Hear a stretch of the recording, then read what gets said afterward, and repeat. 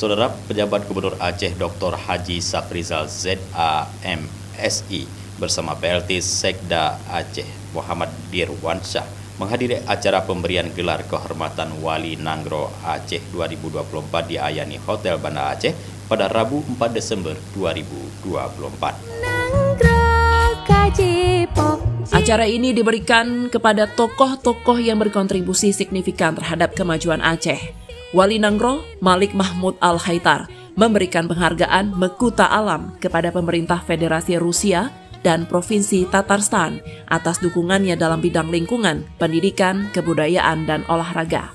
Penghargaan ini diterima oleh Wakil Duta Besar Rusia, Veronika Novoseltseva, yang juga dianugerahi gelar Cut Putro Ruskaya Zemlya.